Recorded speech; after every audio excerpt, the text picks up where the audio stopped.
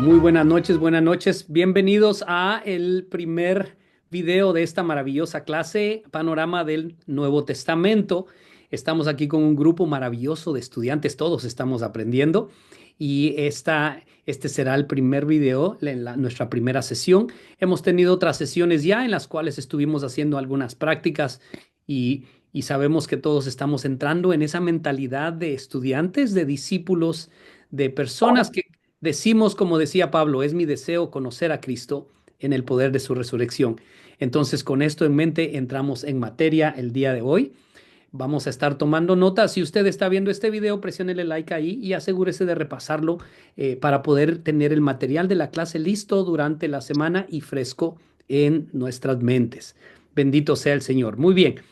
Voy a empezar en esta noche. Quisiera que si usted tiene su Biblia ahí, que la abra en el índice. Por favor, ábrala en el índice y váyase a donde está la parte del Nuevo Testamento. Y vamos a ver ahí algunas características del orden en el que está puesto nuestra Biblia. Hay una razón por la cual ah, el Nuevo Testamento está organizado de la manera que está organizado. Entonces vamos a ir viendo. Le animo, si usted no se lo sabe todavía, durante esta clase que se aprenda el orden de los libros del Nuevo Testamento. Es importante, en mi opinión, cada cristiano que se llama a sí mismo un discípulo de Jesús necesita por lo menos saber el orden de los libros del Nuevo Testamento. Ponga ahí su Biblia, tenga la lista y vamos a empezar a tomar notas. Voy a iniciar compartiendo mi pantalla el día de hoy. Amén. Deme un amén virtual, por favor, ahí si logra ver la pantalla. Amén. Gracias, gracias, gracias. Muy bien. ¿Qué estamos haciendo?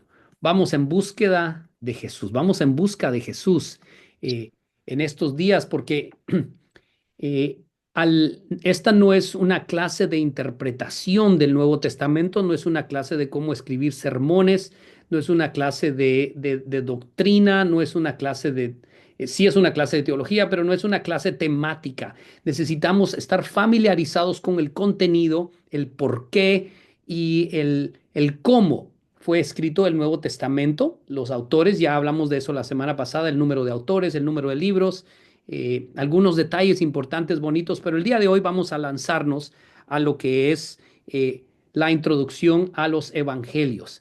Entonces, hay una frase que me verán usar una y otra vez en esta clase. Por debajo y por encima de la Biblia, por detrás y más allá de la Biblia, está el Dios de la Biblia. Tengamos mucho cuidado en no elevar la palabra de Dios más arriba que el Dios de la Biblia. ¿Por qué digo eso?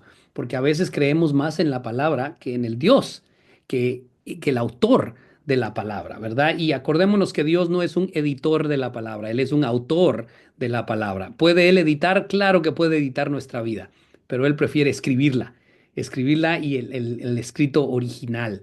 Amén. Entonces, la palabra teología, es importante porque vamos a estar viéndola durante todo esto. Cada vez que yo mencione la palabra teología, quizás usted ya sabía esto, pero es bueno repasarlo. La palabra teo significa Dios. Logía, un estudio de. Entonces la palabra teología es un estudio de Dios, un estudio de Dios. Cuando se dice la palabra teólogo, cuando se menciona a alguien como un teólogo, es alguien que estudia a Dios.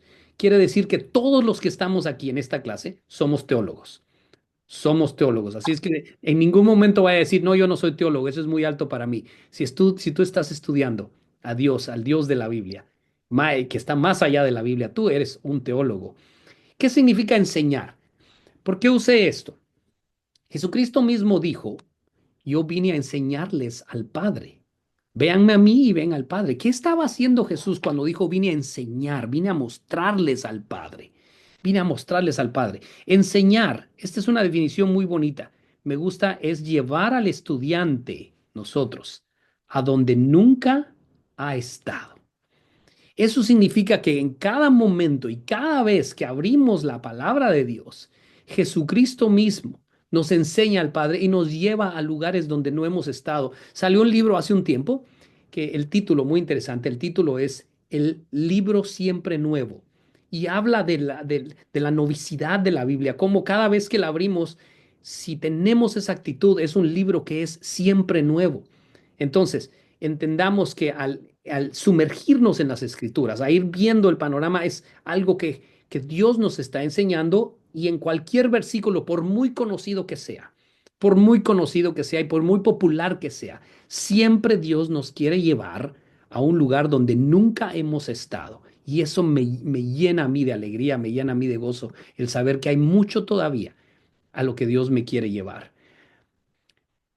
Entonces, ¿cómo nos presentan los evangelios a Jesús? Recuerde que al principio de la clase también yo le dije que el estudiar la palabra es estudiar a Jesús porque Él es la palabra viva.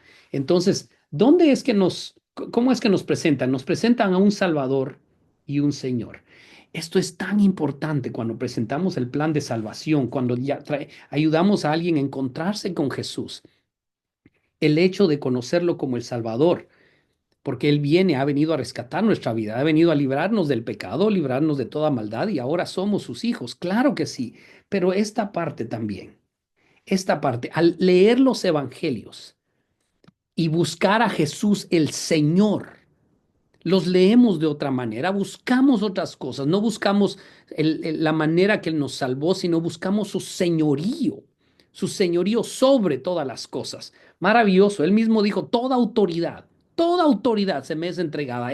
Ahí se establece como Señor, no solo como el Salvador. Entonces, vamos a ver un poco cada uno de ellos. El libro de Mateo. El libro de Mateo. Cuando estudiemos el libro de Mateo, cuando nos metamos al libro de Mateo, tenemos que recordar dos cosas muy importantes. Nos presenta a un Jesús, pero nos presenta a un Jesús como un rey. Todo lo que vemos, el contenido de Mateo, las cosas que están allí. Y fue escrito específicamente, Mateo, el autor Mateo le escribió a los judíos. Por eso es el estilo en el que escribe. Y vamos a ver el día de hoy, vamos a ver el estilo y detalles bien bonitos en los que podemos reconocer que Mateo estaba diciendo, Jesús es rey, vino un rey. Vean la manera que actúa, vean la manera que enseña, vean la manera que camina, vean la manera que se comporta como un rey y fue escrito a los judíos. Viene más adelante el maravilloso libro de Marcos. Oh, precioso, precioso libro de Marcos. Pero Marcos se acerca a nosotros, se acerca a aquellos que somos estudiantes de Jesús, seguidores de Jesús, y nos dice, sí, Jesús era un rey, pero también era un siervo. Era un siervo. Nos presenta a Jesús como un siervo. Y fue escrito al pueblo romano. Había muchos romanos que estaban interesados, especialmente en ese tiempo porque estaban gobernando sobre la nación de Israel. Y dice Marcos, los romanos también necesitan conocer a este Jesús. Pero los romanos no podían ver a Jesús como un rey, porque si lo veían como un rey, lo veían como una amenaza. Y viene Marcos, dice, miren, sí, pero Jesús vino como un siervo. A los romanos les interesaba mucho no qué tanto podía decir a alguien, sino qué tanto podía servir a alguien. Es la razón por la que se formó el estilo de gobierno que tenían los romanos, porque para ellos el ocupar una posición política era una posición de servicio. El Senado romano estaba diseñado para personas que querían servir al pueblo romano. Entonces viene Marcos y dice, quiero presentarles a un siervo increíble, alguien que vino a servir, alguien de acción, alguien de movimiento, alguien que vino a no buscar a los suyos, sino a servir a los suyos y maravilloso lo presenta. Y por eso cuando un romano lee el libro de Marcos, encuentra a un siervo. Y vamos a ver eso más adelante, cuáles son esas características. Luego viene el increíble libro de el doctor Lucas. Maravilloso. Lucas viene y nos presenta también a Jesús y dice, sí, era un rey, sí, era un siervo, pero quiero que sepan que él era el esperado hijo de hombre, hijo de hombre. Y fue escrito al pueblo griego. ¿Por qué lo presentó así? Porque los griegos se preocupaban mucho y le ponían mucha atención a la perfección, bueno, voy a usar la perfección, a la excelencia humana. Se ha comprobado que dentro de los ejércitos griegos, en algunos de las tribus de los ejércitos griegos, se preocupaban tanto porque los niños nacieran perfectos. Si nacía un niño que tenía un bracito torcido o tenía las piernitas torcidas, lo mataban porque no estaba perfecto. Y les preocupaba mucho también la perfección del intelecto. Y decían, bueno, un hombre puede llegar a esto, puede ser pensador, puede ser perfecto. Y hemos visto, yo creo que algunos aquí han visto cómo los griegos se trataban los unos a los otros. Entonces viene Lucas, siendo un médico griego, y dice, miren, quiero presentarles a un hombre que hablaba muy bien, a un hombre en realidad perfecto, y por eso le da el título de hijo de hombre. Luego viene el apóstol amado, Juan, ¿verdad? Juan ya dice, sí, es un gran rey, sí, Jesús era un gran siervo, sí, Jesús es el hijo de hombre, pero déjenme recordarles que más allá de todo lo que ustedes han visto, Jesús es el hijo de Dios. Jesús es el Hijo de Dios. ¿Y a quién le escribió? Mateo a los judíos, Marcos a los romanos, viene Lucas y dice también es para los griegos, pero viene Juan y dice algo maravilloso, dice, les escribo este evangelio para todos y para que todos crean. Este es el propósito, lo escribió para todos y para que todos crean. Por eso, en ese maravilloso libro de Juan, tenemos el precioso versículo Juan 3:16, para que todo aquel que en él cree no se pierda, mas tenga vida eterna. Entonces, por eso Juan viene y dice, si era rey, si era siervo, pero déjenme decirles, Él es el Hijo de Dios y el Hijo del Dios viviente. Maravilloso, maravilloso conocer todo esto. Continuamos. Recuerden que esta clase está siendo grabada, entonces vamos a continuar. ¿Qué significa la palabra evangelio? ¿Por qué se le llama evangelio? ¿Qué es con eso del evangelio? La palabra evangelio quiere decir las buenas nuevas o buenas noticias. Interesantemente, en la antigüedad, cuando querían transmitir buenas noticias al pueblo, cuando querían dar buenas noticias a una nación o a un grupo de personas, mandaban a alguien y le decían, mira, lleva estas buenas noticias. ¿Y saben cómo les decían a ellos? Les decían evangelistas. Cuando decían, viene un evangelista, oh, este trae buenas noticias. Era un nombre que se le daba a una, podemos decir, a una profesión, a una asignación. Este es un evangelista. Oh, cuando entraba un evangelista a un lugar, llevaba buenas noticias. Por eso es que se le llama el evangelio. Ahora, quiero que por un momento pensemos, ¿cuál es la diferencia entre el evangelio y los evangelios? Si alguien quiere darme un comentario, ¿qué piensa usted? Deme unas dos o tres personas. ¿Cuál es la diferencia entre la palabra evangelio y la palabra los evangelios? Alguien abra su micrófono ahí, por favor, y díganos. Considero yo que el Evangelio es la buena noticia de salvación Mm, que es tomado en los cuatro evangelios, es ah, decir, los cuatro libros que escribieron los apóstoles, los cuatro apóstoles de quienes nosotros estamos hablando ahorita. muy bien, muy bien. Entonces, el evangelio es una noticia, es un plan. Los evangelios es quienes lo presentan. ¿Eso estás diciendo, pastora? Sí, bueno, yo sencillamente he entendido que los cuatro evangelios, muchos se refieren así a los libros que contienen la buena noticia o contienen el evangelio. Muy excelente, muy excelente. ¿Alguien más? ¿Alguien más? Muy excelente, pastor. ¿Alguien más? Ok, sí, la diferencia es que el Evangelio es el mensaje que presentan los evangelistas, Mm, ¿verdad? Entonces, estamos hablando acá del mensaje que trajeron los cuatro, ¿verdad? Apóstoles, por ejemplo, Mateo, Marcos, Lucas y Juan, ¿verdad? mm. Que eran los evangelistas.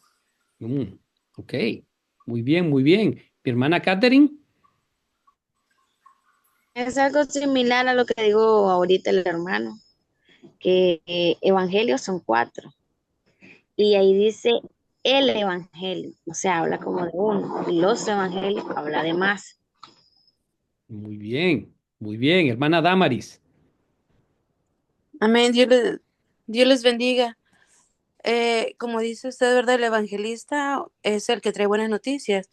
Y entre el evangelista y el evangelio es como, en el evangelio son los que traen las buenas noticias dadas de diferente forma, Mm, muy bien. sin perder el concepto de las buenas noticias. Exacto, muy bien, excelente, excelente, excelente presentación. Hago esto, ¿por qué hago esto?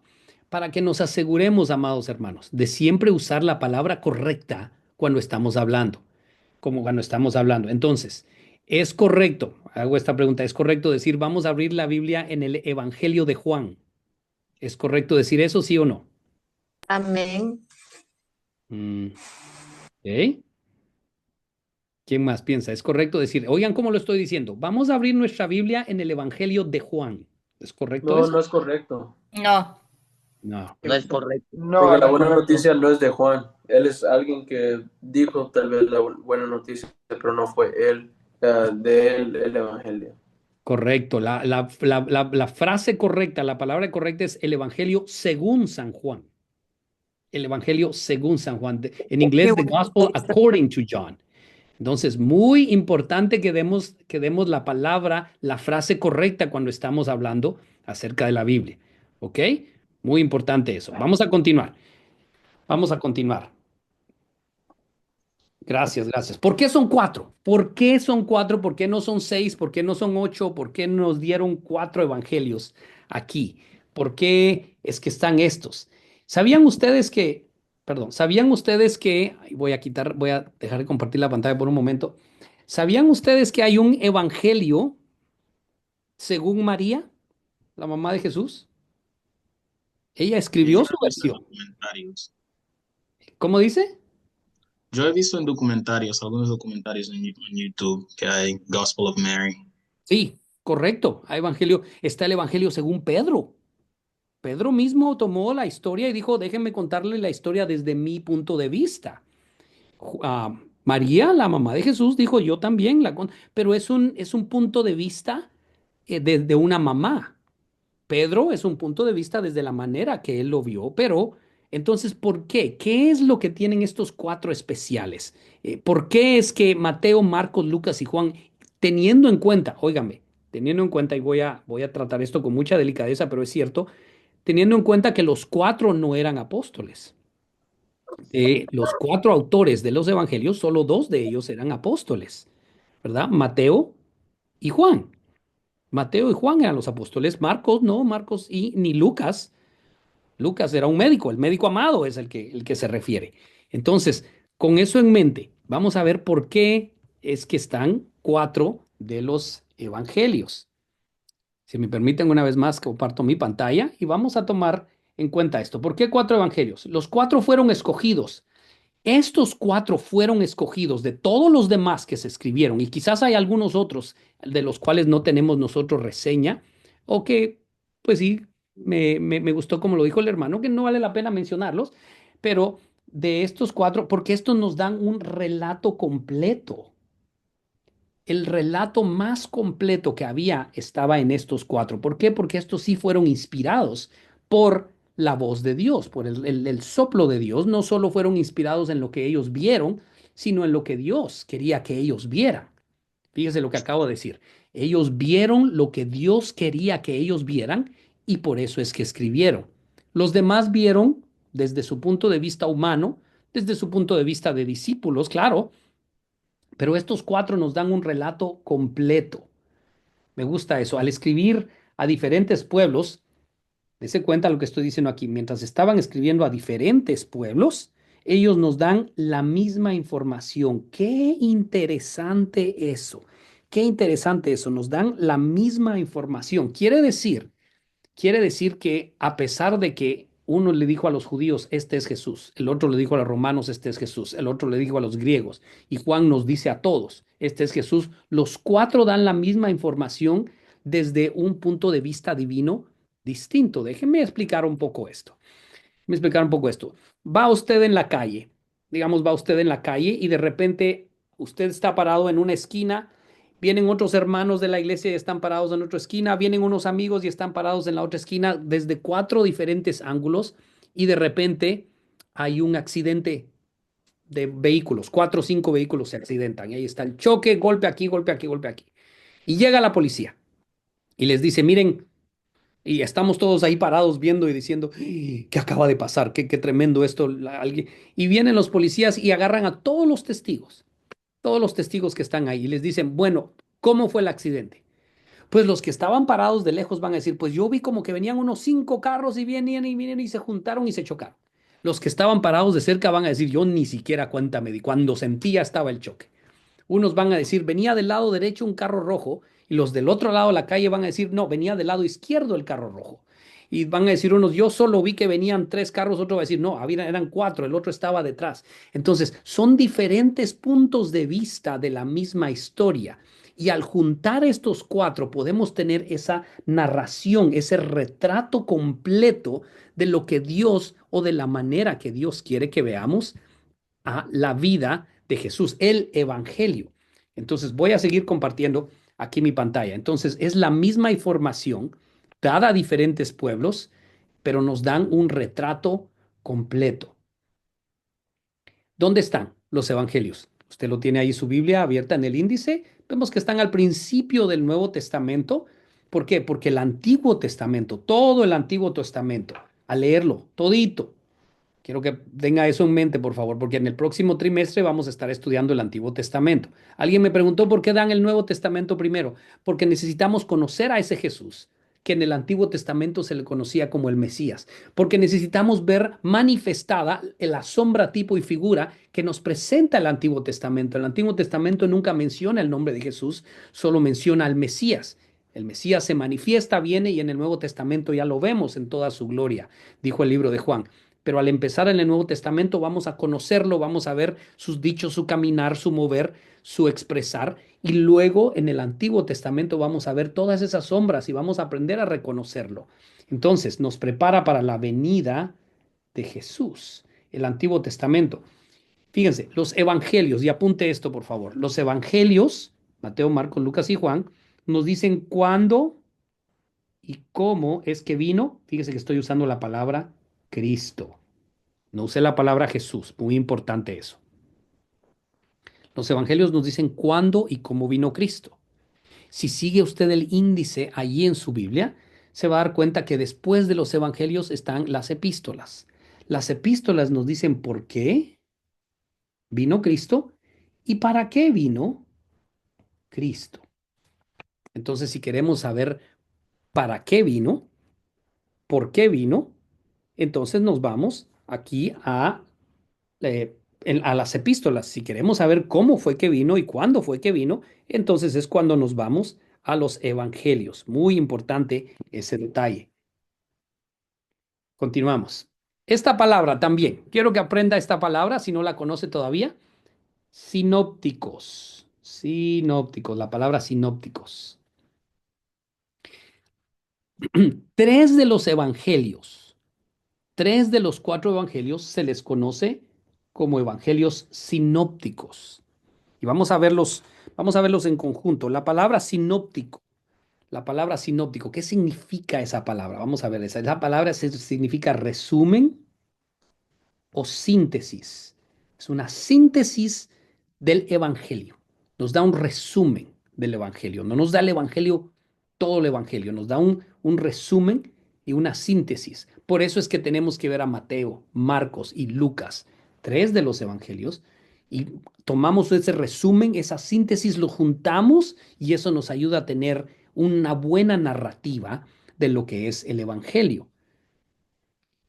3 de ellos nos dan la sinopsis de la vida de Jesús y como ya lo dije son Mateo, Marcos y Lucas. Es la sinopsis, o sea, la síntesis, el resumen de la vida, muy importante, de Cristo. Fíjese que sigo usando la palabra Cristo, no estoy usando la palabra Jesús. Eso es tan importante. Vamos a hablar de eso ahorita. Vamos a hablar de eso ahorita. Entonces, 3 de ellos, por eso se les conoce como los evangelios sinópticos. Nos están dando la sinopsis, el resumen, la síntesis, perdón, de la vida de Cristo. Ahora, es un Jesús en acción. Mateo, Marcos y Lucas dicen, este era un Jesús que vino a hacer. Es un Jesús activo, un Jesús en acción, un Jesús moviéndose, un Jesús viviendo, un Jesús caminando entre nosotros, un Jesús andando, un Jesús comportándose, un Jesús hablando y respondiendo, un Jesús en mucha acción, sanando, predicando, maravilloso eso. Pero nos queda el Evangelio según San Juan. El Evangelio según San Juan es diferente. A Juan se le conocía como el discípulo amado. Tenía una manera diferente. También escribió primera, segunda y tercera de Juan y el maravilloso libro de Apocalipsis. Entonces, ¿cómo es que Juan nos da la narrativa del Evangelio? ¿Cómo es que Juan se introduce? Jesús no muestra a un Jesús. No, perdón, nos muestra a un Jesús. Fíjese que aquí sí estoy usando la palabra Jesús, no estoy usando la palabra Cristo. No en acción, sino en meditación y en comunión. Este es Jesús teniendo sus tiempos de meditación, teniendo sus tiempos de comunión. Precioso. Si yo quiero ver a ese Jesús en el closet de oración, si yo quiero ver a ese Jesús en sus momentos a solas, en sus momentos íntimos, me voy a Juan. Si quiero ver a Jesús en su vida pública, en su vida en la que estaba caminando y haciendo esto y el otro, me voy a los evangelios sinópticos. Eso me dice que Juan enfatiza en sus conversaciones, dése cuenta, no en sus acciones, sino el énfasis de Juan está en las conversaciones de Jesús con sus amigos y sus enemigos. Entonces, ¿quieres ver a Jesús interactuando con sus amigos? ¿Quieres ver a Jesús interactuando con sus enemigos en conversación, no en acción? En conversación, te vas al Evangelio de Juan. Esto ayuda mucho cuando uno está predicando. Esto ayuda mucho cuando uno está predicando porque uno dice, bueno, si quiero buscar milagros, si quiero buscar acciones, sermones, me voy a los sinópticos. Si quiero buscar qué pasó, líneas de tiempo, todo eso me voy a los sinópticos. Si quiero ver a ese Jesús personal, si quiero ver a ese Jesús en devoción, en meditación, en comunión, me voy al Evangelio según San Juan. Según San Juan. Amén. Muy bien, vamos a continuar. Este es el resumen. Todos los evangelios, todos, nos muestran a un Jesús entre nosotros. Entre nosotros. Y escriba eso así, porque entre nosotros está. Me encanta Juan cuando dice, y el verbo se hizo carne y habitó entre nosotros y vimos su gloria, la gloria del unigénito Hijo de Dios, lleno de gracia. Lleno de gracia. Qué precioso está esto. Qué precioso está esto. Muy bien, quiero iniciar un momentito de conversación en este momento. Quiero preguntar y vamos a abrir el micrófono y por favor seamos muy conscientes del tiempo y seamos muy conscientes de los demás. Oigan lo que voy a decir. Escuchen la pregunta. ¿Cuál es la diferencia entre Cristo y Jesús? ¿Cuál es la diferencia entre Cristo y Jesús? ¿Alguien abra ahí? Bueno, la palabra Cristo significa ungido. ¿Ok? Amén. Ujú. ¿Y Jesús no es ungido? Claro, claro. ¿Ok? Muy excelente. ¿Qué más? ¿Alguien más? ¿Cuál es la diferencia entre Que, Jesús y en que Cristo? Cristo, A ver, mi hermano Ulises. Cristo significa que murió por nuestros pecados y Jesús significa Salvador. Otra vez. Ok. Pastora Damaris. Entonces, Jesús significa Salvador y Cristo significa ungido. Ok. sí, Correcto. pastor, de acuerdo con la opinión de los demás pastores, sí, es Cristo. Así le llamaron porque en ese tiempo el idioma oficial era el griego y significa el rey, el ungido. Y Jesús, pues es el hebreo o arameo y significa el Salvador. Mm, mm. Sí. ¿Qué más? ¿Qué más? Más. Muy interesante todo esto. Sigan. Y Jesús es significado del nombre humano, mientras que Cristo es el título del Mesías, el ungido. Por ahí vamos. Muy bien, muy bien. Escriban esto. Escriban, todo está bien. Todas las respuestas están bien. Solo dejémosla clara. Dejémosla clara porque al caminar por el Nuevo Testamento tenemos que tener un concepto todos. Un concepto todos. Jesús es su nombre. Cristo es su título. ¿Ok? Así. Póngalo de esa manera. Jesús es su nombre. Cristo es su título. Amén. Entonces, le voy a dar un ejemplo. Llega un señor a nuestra casa y dice, soy policía. Ah, y tiene un rótulo aquí en su camisa que dice Sánchez. Solo estoy usando ese nombre, ¿ok? Entonces, él es el capitán Sánchez. ¿Cuál es su título? Capitán. ¿Cuál es su nombre? Sánchez. ¿Ok? De la misma manera, ¿cuál es su título? El Cristo. ¿Cuál es su nombre? Aquí en la tierra, para que lo conozcamos, Jesús. ¿Por qué digo esto?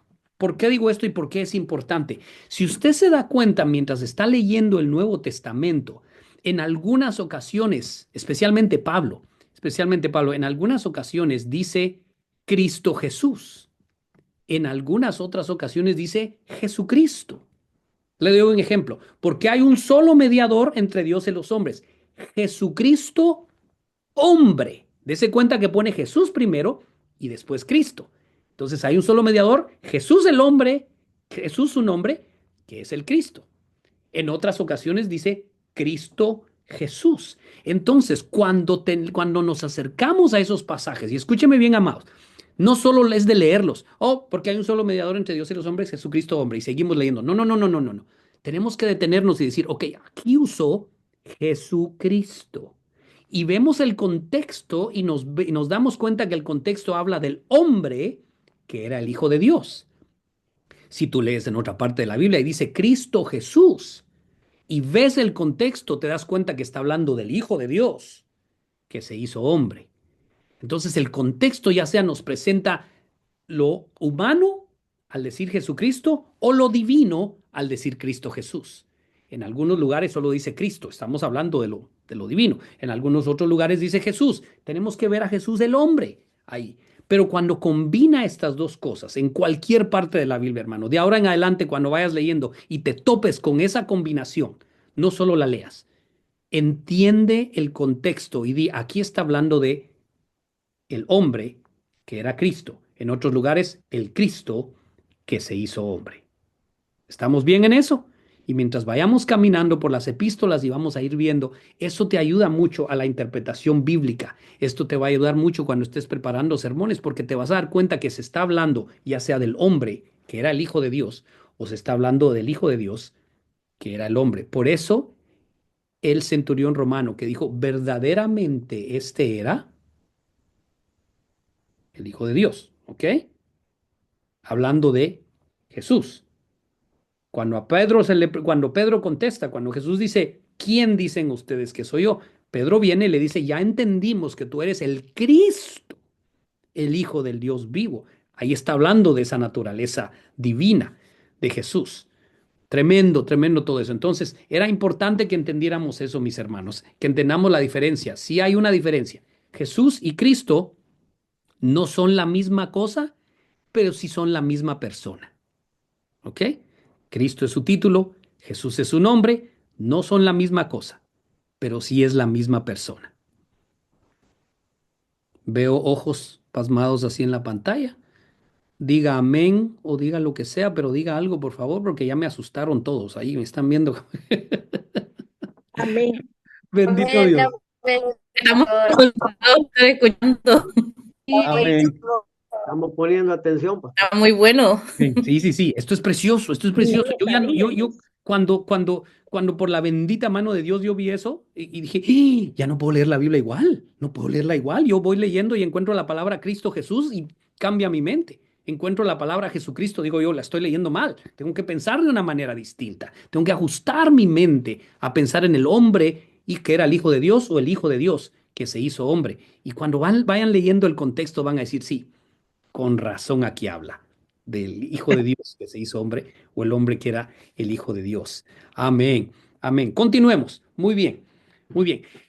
Vamos a hacer algo. En este momento le voy a pedir que agarre su pergamino que estaba escribiendo ahorita y lo haga a un ladito y agarre otro pergamino nuevo y lo desenrolle ahí y se prepare para esto y abra su Biblia ahora sí en el libro de Mateo. Vámonos todos al libro de Mateo ahí en nuestra Biblia.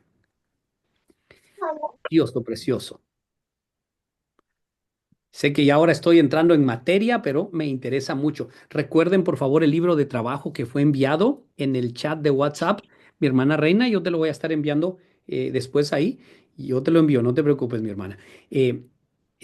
Por favor, imprímanlo y recuerden que es una página por día. Ahí dice día 1, día 2, día 3. Espero que ya lo hayan empezado, por favor. Si hay preguntas, escríbanme en privado o escríbanle a la pastora Criste ahí en privado, por favor. Ella es la que está mandando esos otros mensajes informativos. Ella con mucho gusto les puede ir ayudando con eso. Ella me está asistiendo en esta clase.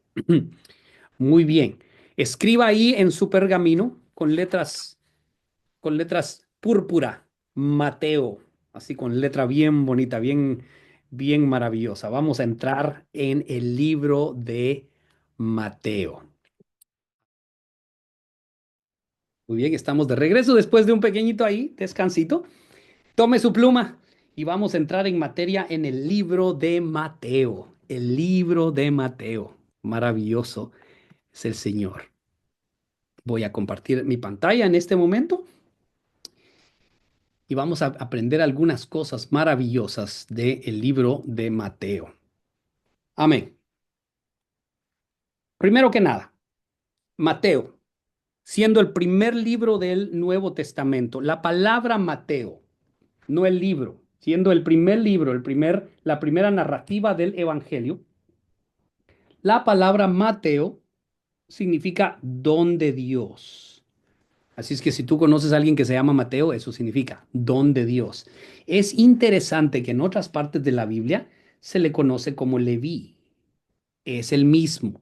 Si usted ha leído el llamamiento de Mateo, en otra parte de la Biblia dice el llamamiento de Leví.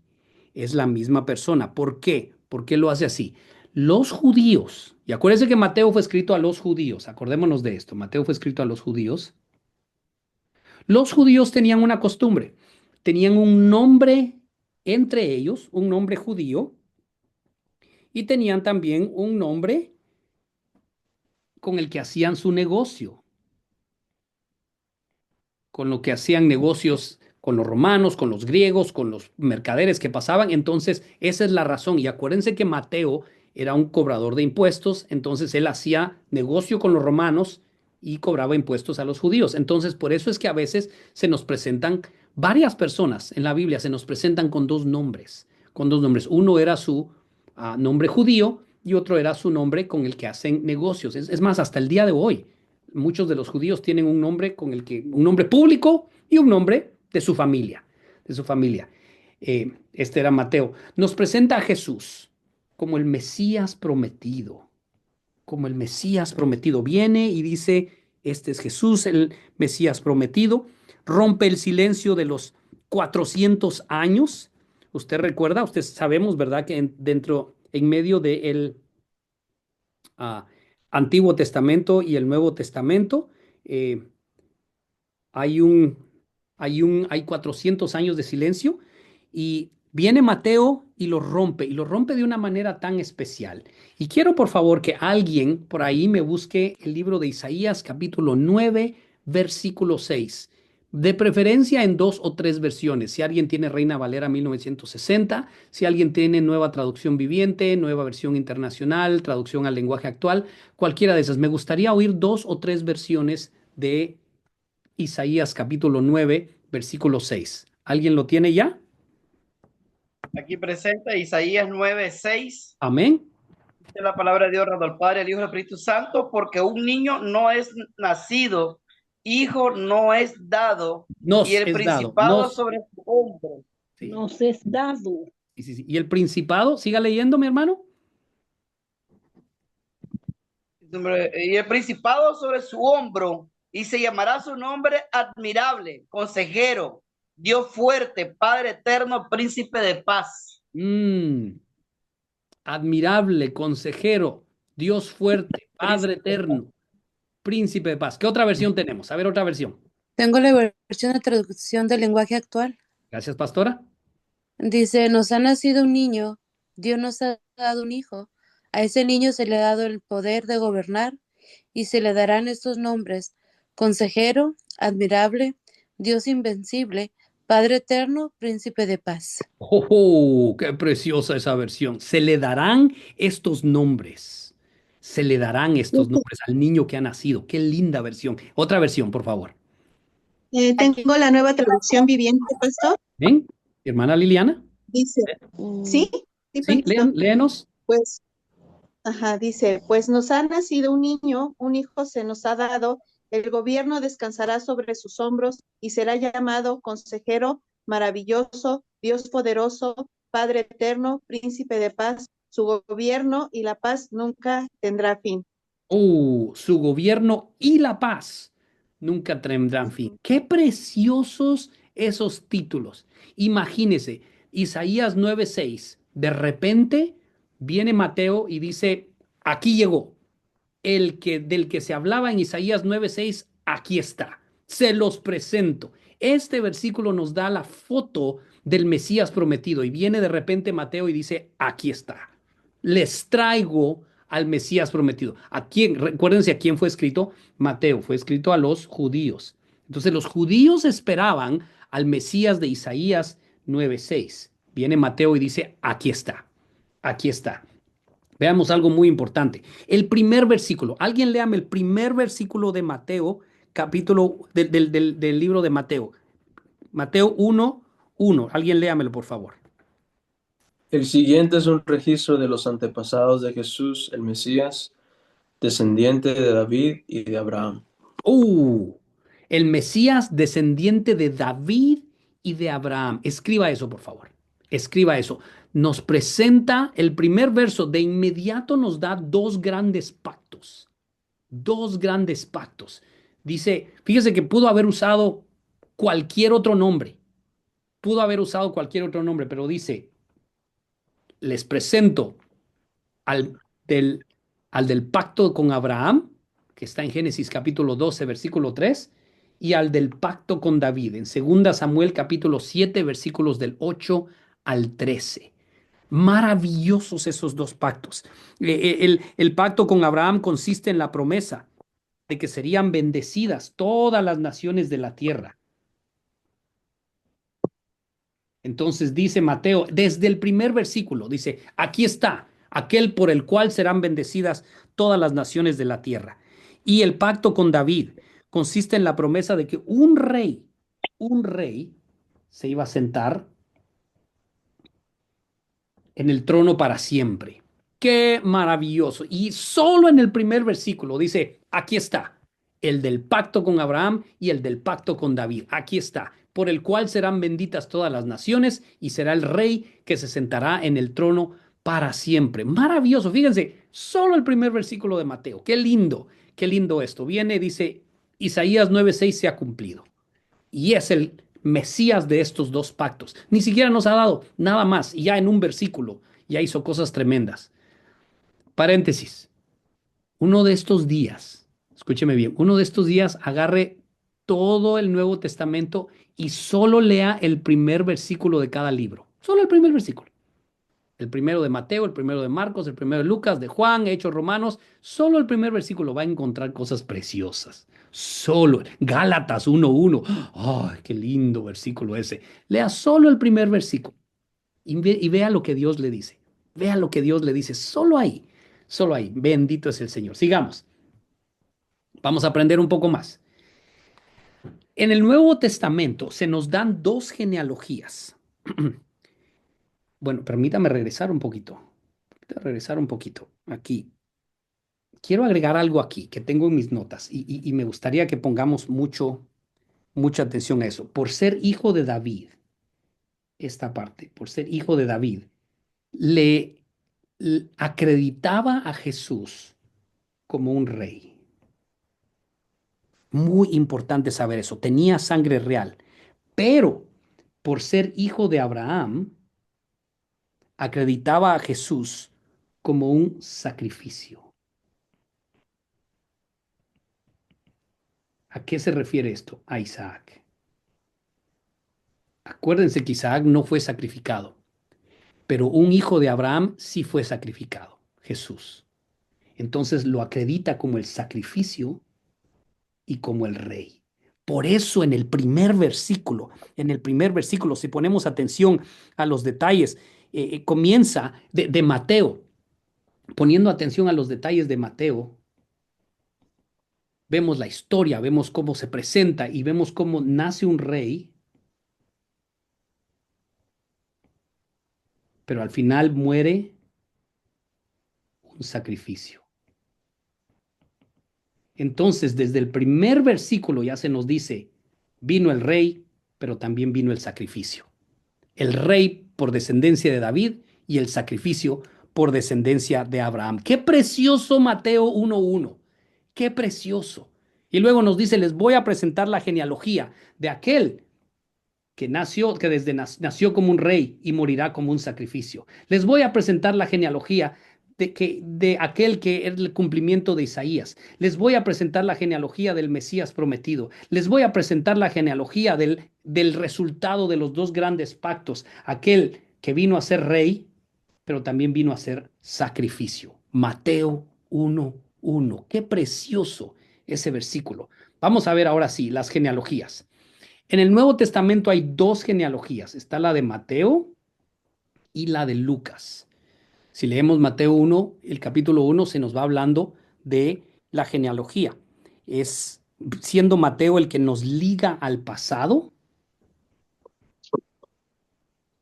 Y apunte esto, liga al pasado. Porque él nos mueve hacia atrás. No hay otro evangelio. Mire, en Mateo casi cada capítulo, no todos, pero casi cada capítulo menciona el Antiguo Testamento. Por eso tiene el lugar 40 en la Biblia. Acordémonos que el número 40, Mateo, el número 40 es un número de prueba. Acuérdese, Jesús, sus 40 días, David también, Moisés. Cada 40 años ocurría algo en la vida de Moisés. Elías, los 40 días en el desierto. El número 40 en la Biblia es el número de prueba. Entonces viene y comprueba algo. El libro de Mateo, precioso eso. Nos ofrece la genealogía en Mateo y también en Lucas nos ofrece la clave de la vida de Cristo. No solo era uno que había nacido ahí de Belén, sino alguien que tenía sangre real. Y por eso están estas dos aquí. Ahora, quiero que vea la diferencia entre las dos genealogías. Cuando leemos la genealogía de Mateo, dice, y tal persona engendró a tal, y tal persona engendró a tal, y tal persona engendró a tal. Tuvo hijos, tuvo hijos, tuvo hijos. Ese era el lenguaje judío.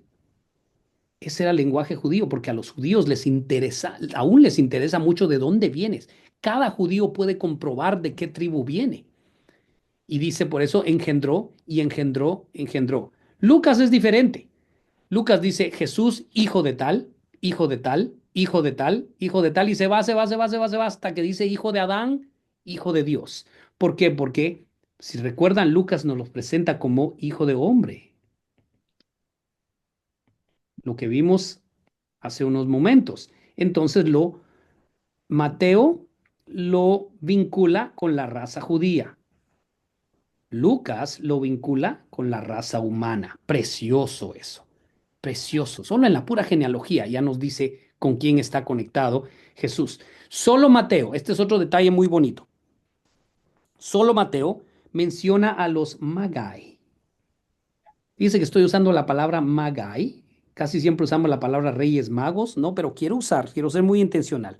Quiero usar la palabra Magai. Ahorita voy a explicar eso un poco. Y también Mateo es el primero que nos introduce el concepto de la eclesía, que hoy usamos la palabra en español, la palabra iglesia. Pero el original griego es eclesía. Eclesía, maravilloso eso. ¿Por qué usó la palabra eclesía? ¿Por qué es que se usa eso? Déjeme detener la grabación un momento. O bueno, lo que usted está ahí apuntando. La eclesía era un grupo de personas dentro de la cultura griega, era un grupo de personas que eran elegidos de un pueblo.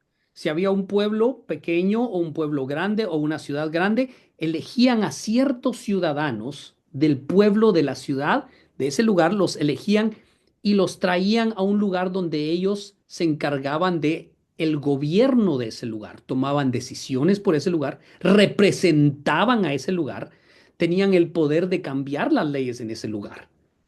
Oyó lo que le dije, tenían el poder de cambiar las leyes en ese lugar.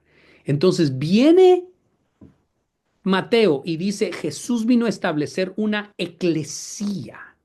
Y los judíos de ese tiempo, los griegos de ese tiempo entendieron ese lenguaje y se dieron cuenta que lo que Jesús venía a llamar, oiga, ciertos ciudadanos. Decía, sean parte de la eclesía. Bueno, él los llamó a todos, todo aquel que en él crea. Nos llama a ser parte de ese grupo que se llama eclesía, quien eran los que representamos a al lugar donde vivimos, los que podemos tomar decisiones, los que somos responsables por el gobierno de ese lugar. Por eso, cuando se forma una iglesia, parte del reino de Dios se establece en ese lugar y el poder de una iglesia en una ciudad, en un vecindario, en una nación, amados, está respaldado por la nación celestial.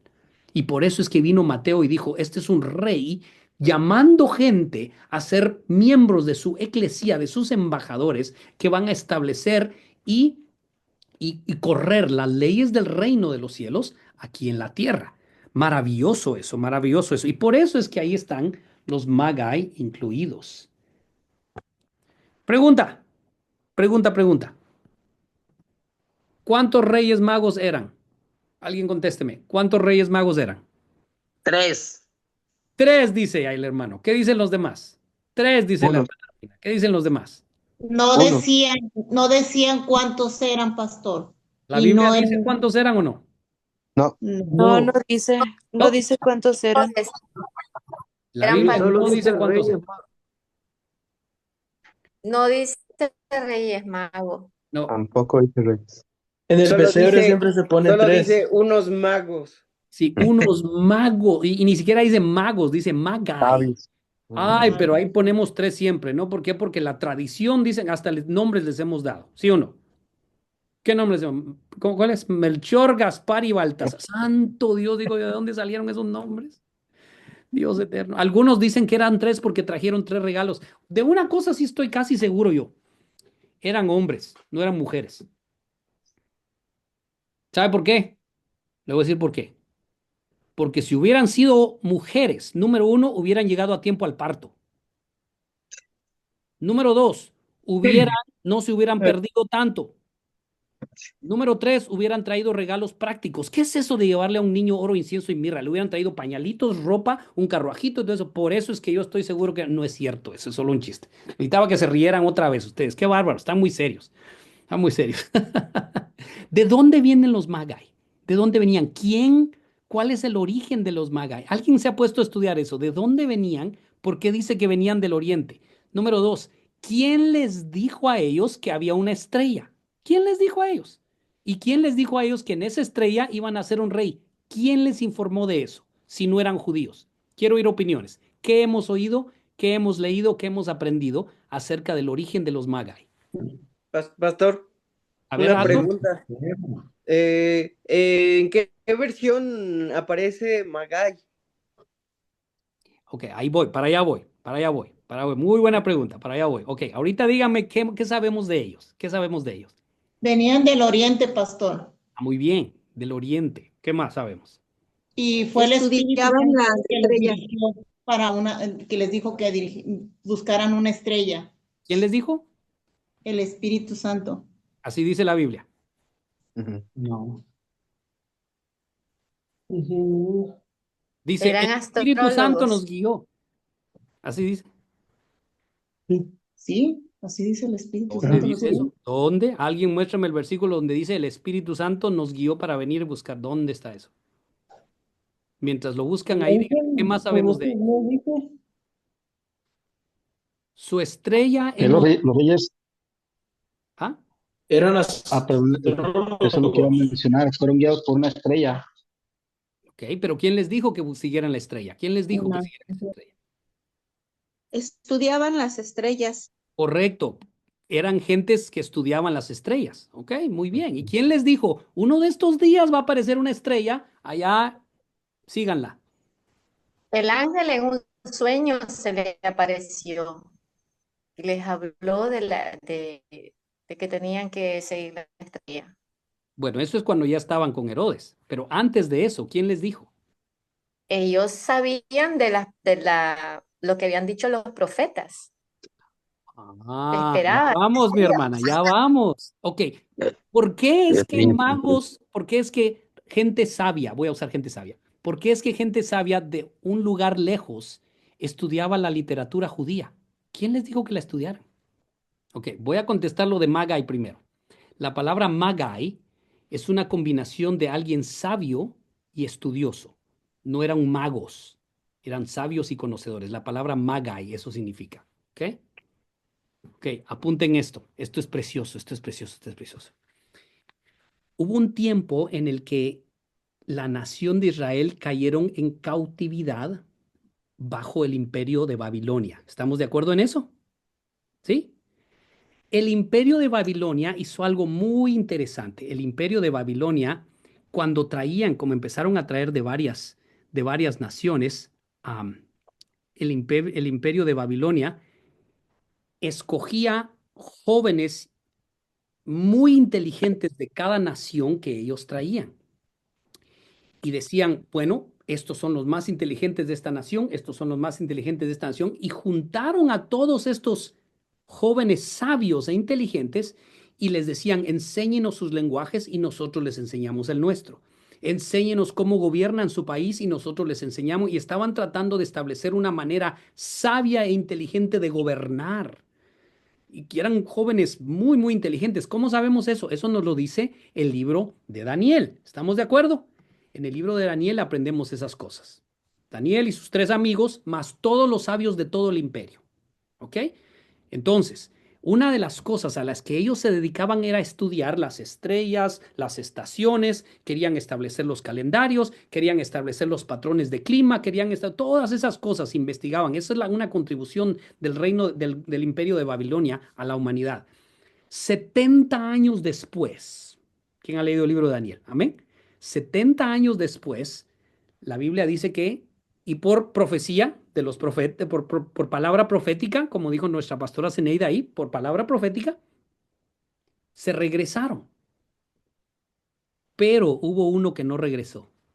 Se llamaba Daniel, porque ya estaba muy anciano. Dice que él vio cuando iban de regreso todos. Y Daniel se quedó en Babilonia. Daniel se dedicó, oiga lo que le voy a decir, a contarle a los sabios de todas esas naciones que un día iba a venir un Mesías que iba a gobernar. Las enseñanzas de Daniel se transmitieron por 400 años a esos sabios, a esos magai, que por tanto tiempo estaban esperando que esa estrella se apareciera para ir en busca de ese rey del que había hablado Daniel. Descendiente de Daniel, descendiente, alumnos de Daniel, descendientes, alumnos de Daniel, aparecen los Magai, que un día desde allá de lejos vieron y dijeron, de esa estrella nos hablaba Daniel, vamos detrás de ese rey.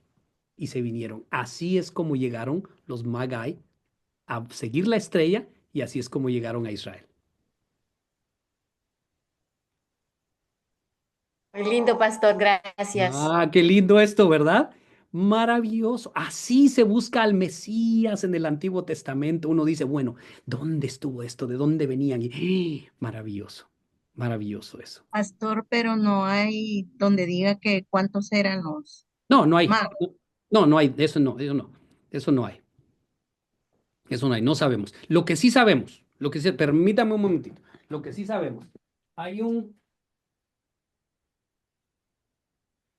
autor muy, muy, muy conocido, se llama Josefo. Santo Dios, perdón, no se está enfocando esto. Yo tengo uno aquí de los tomos de Josefo. Josefo era un historiador judío que nos da muchas reseñas históricas de ese tiempo. Josefo es el que nos ayuda a conectar al pueblo de Israel, a la nación de Israel, con todas las otras naciones en el ambiente histórico, en el ángulo histórico. Y Josefo sí cuenta que hubo un tiempo en la historia de la nación judía que hubo una gran migración de gente muy importante que llegaron a la nación judía. De ahí sabemos que no eran tres, que eran mucho más de tres. Y nos metemos un poquito a esa historia y eso nos ayuda, pero la Biblia no dice cuántos eran, pero sí sabemos que no eran tres. ¿Ok? ¿Estamos bien? ¿ok? Amén, pastor. Ahora, en la época de Navidad, donde sea, cuando atraiga a la gente, dígale, quiero contarles de dónde vienen los Magi. Y cuénteles esta historia. Les aseguro que los va a interesar en leer la Biblia. Y les dice, lean el libro de Daniel, ahí está. Y ya empujamos a la gente a la Biblia. ¿Ok? Muy bien. Continuamos. Pastor, ¿Alguien está hablando? ¿Quién? sí. Oh, mi hermano Giovanni. Dime, mi hermano Giovanni. En el libro de Daniel, en algún pasaje específicamente, nos enseña acerca de esa profecía de Jesucristo de la venida. Sí, ok. Cuando veamos el Antiguo Testamento nos vamos para allá. No me quiero... Ok, Me vas a ok. emocionar, mi hermano. Yo me emociono con esto, me vas a emocionar. Porque Ok, te voy a ok. decir qué es lo que, te voy a decir qué es lo que a mí me gusta, lo que yo disfruto. Me gusta buscar al Mesías en el Antiguo Testamento. Ah, a mí Me gusta también. ir Sí. detrás de eso y digo, ok, esta es la batalla de Josué en Jericó. ¿Dónde está el Mesías en la batalla de Josué en Jericó? ¿Dónde está el Mesías? Y entonces trato de deshilar y de buscar esa linita de oro preciosa Amén. que se estableció. Entonces, cuando lees el libro de Daniel buscando al Mesías, ¡oh! ¡Ay, Dios mío! Pastor, Dime. lo que pasa es que como no hemos entrado al Antiguo Testamento, no Correcto. podemos hablar de adentro. Estamos hablando solo de afuera ahorita. Exacto, exacto. Ahí estamos, ahí estamos. No, no, no me emocionen. Paren, deténganse. Amén. Ya nos emocionó. Sí, no, no, no, sí, ay, esto está precioso. Y solo vamos en Mateo 1:1. Solo hemos estudiado el primer versículo de Mateo. Pórtense bien, por favor. Amén. Bueno, continuemos aquí.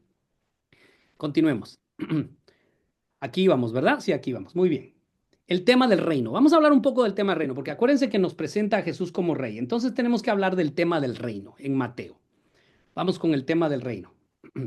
Fíjese en esto, increíble, increíblemente, en Mateo 55 veces, 55 veces se menciona el reino, se hace referencia al reino. Muy interesante eso, se menciona el reino, esa frase, el reino, 55 veces. 35 veces se menciona esta frase, el reino de los cielos. Oh, como que hay un poco de importancia en eso. Si estamos leyendo, y usted ha visto eso, dice, el reino de los cielos es como, el reino de los cielos es como. Es más, la parte más clara donde vemos eso es en las parábolas de Jesús. De las 15 parábolas que contiene, 15 parábolas, hay 15 en Mateo, 15 parábolas.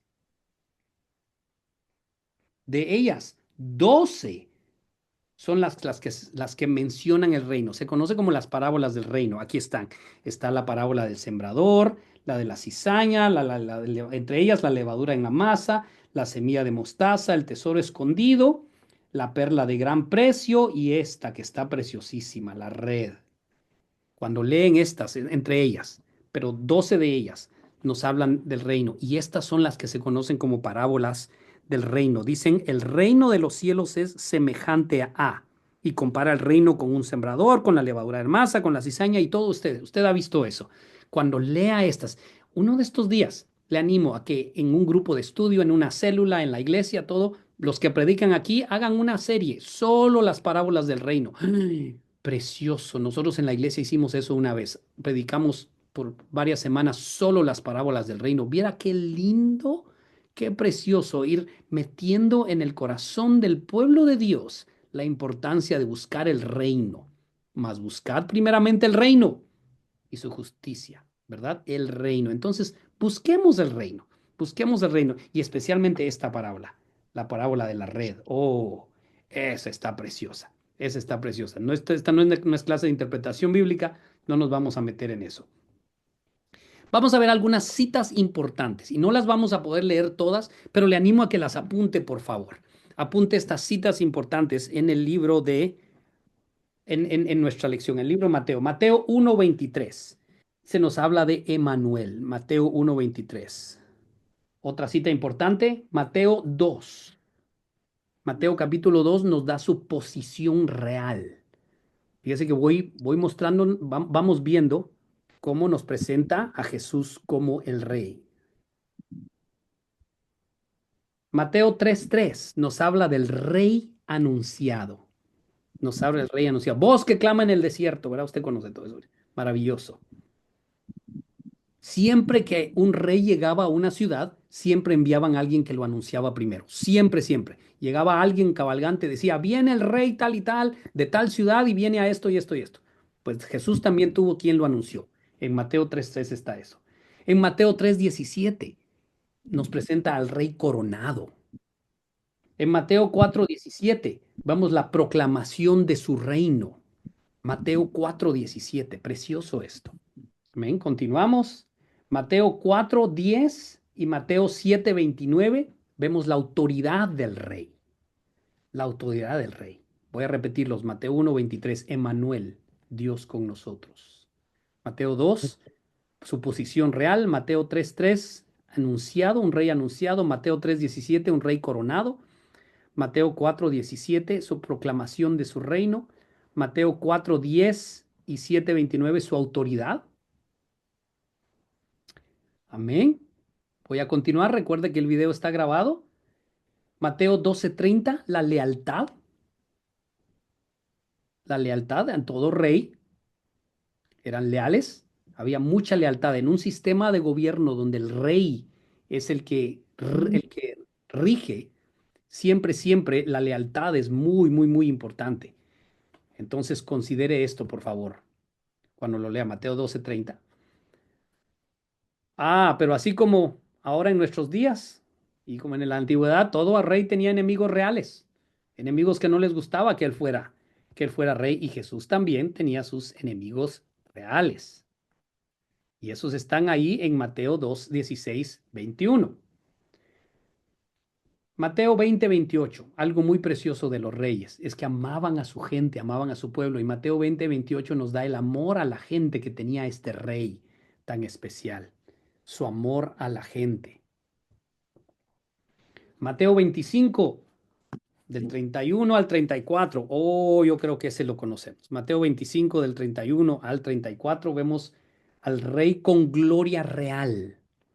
Qué lindo, me gusta eso. Al rey con gloria real. Mateo 25, del 31 al 34, si me permiten. Ese sí se los quiero leer. Mateo 25, del 31. Yo se los voy a leer, ustedes apunten. Cuando el Hijo del Hombre venga en su gloria y todos los santos ángeles con él, entonces se sentará en su trono de gloria y serán reunidas delante de él las naciones y apartará los unos de los otros como aparta al pastor las ovejas y los cabritos.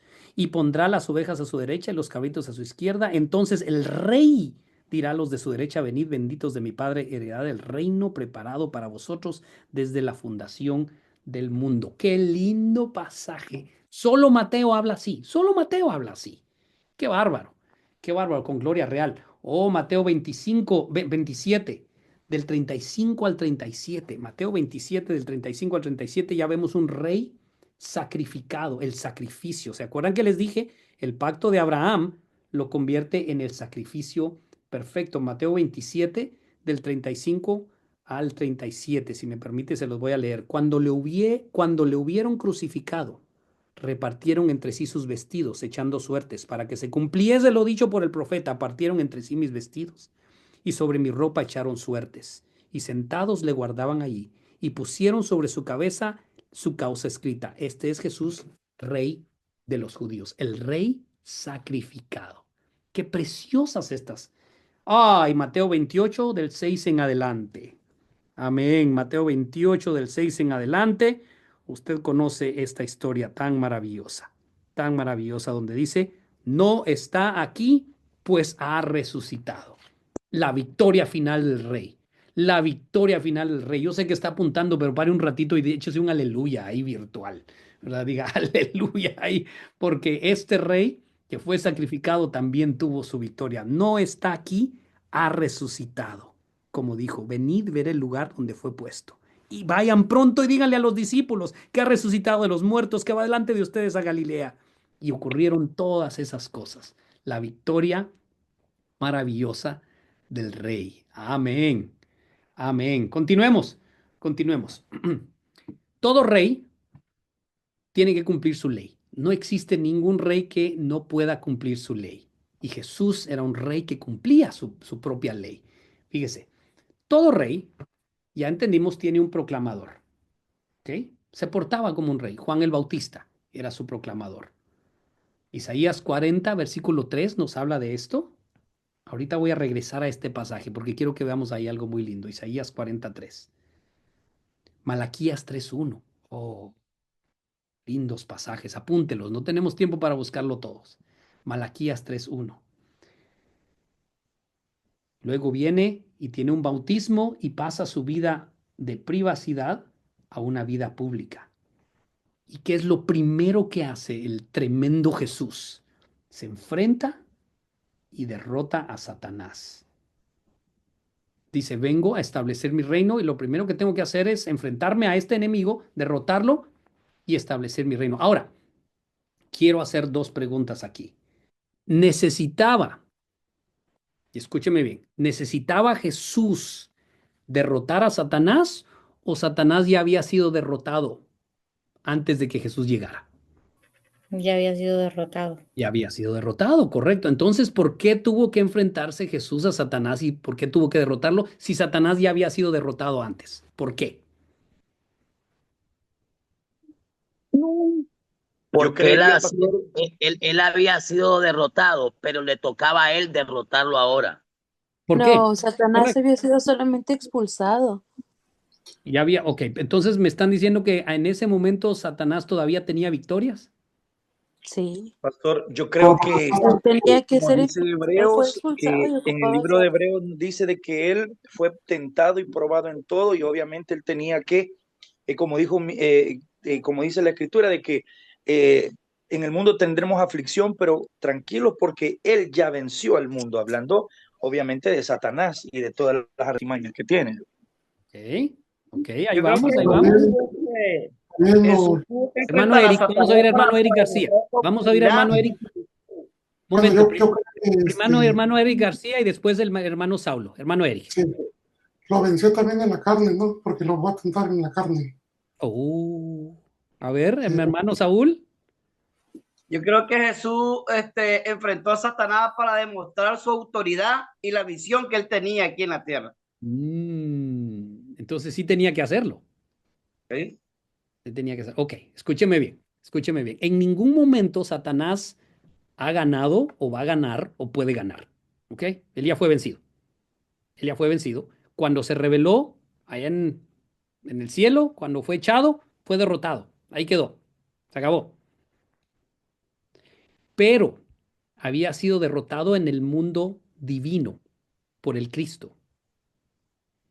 Satanás conoce su fin, sabe que va a ser juzgado y que va a ser echado al fuego. ¿Estamos de acuerdo en eso? Este es el problema. Satanás estaba listo para el Cristo y su juicio, pero no estaba listo para Jesús. ¿Quién dice aleluya a eso? Santo Dios. Dijo Satanás, por el mero mero yo ya fui derrotado. Pero ¿quién es este? Yo no estaba listo para alguien tan insignificante como un humano. Al Adán lo pude derrotar, también a este lo voy a derrotar. Y no estaba listo para Jesús.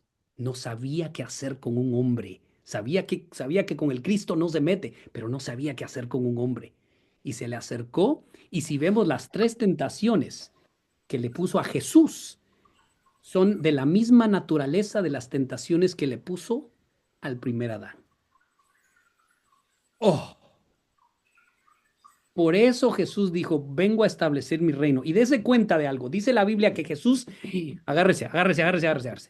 Dice la Biblia que Jesús fue bautizado. Amén. Descendió el Espíritu. ¿Está conmigo? Amén. Después de ese momento, todo lo que Jesús hacía era llevado por el Espíritu. Lea el resto del Evangelio según San Mateo. Antes de eso, no. Después de eso, sí, dice, fue llevado por el Espíritu al desierto para derrotar al diablo. Se va al desierto, 40 días, se enfrenta a Satanás, lo derrota y luego el versículo siguiente, después de la victoria en el desierto, dice, y regresó Jesús lleno del Espíritu y entró en la ciudad. Diferente. Primero era guiado por el Espíritu y después regresa lleno del Espíritu. Y si se da cuenta, el resto del ministerio de Jesús, Satanás ya no lo molestó. ¿O sí? Ya no puedo, ya no. ¿Dónde va la lección en esto? Cuando estés en el desierto y seas tentado, ¿estás teniendo la oportunidad de derrotarlo? Si tú has sido guiado por el Espíritu a un desierto, no le pidas a Dios que te saque de ahí. Dile, Señor, tú me has guiado al desierto. Ayúdame aquí a vencer al diablo, porque saldré de este desierto lleno de tu Espíritu y el diablo ya no me va a molestar. Aleluya.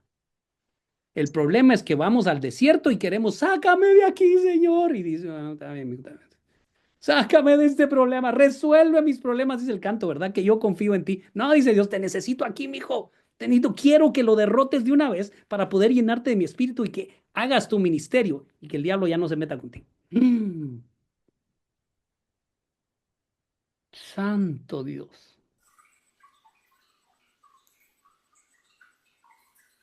El rey nos dejó el modelo y él quiere que toda su eclesía pase por el desierto, guiados por el Espíritu, para poder derrotar al diablo y que ya no se meta con esa eclesía.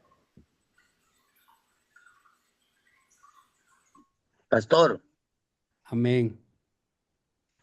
Pastor. Dígame, mi hermano Ulises. Quiere decir que una cosa es estar guiado por el Espíritu y otra cosa es estar lleno del Espíritu. Muy diferente. ¿Qué piensan ustedes? No digan, solo piensen. Eso lo vamos a ver en la clase de teología sistemática. Es que si no se me van, ustedes necesito dejarlos pendientes de algo.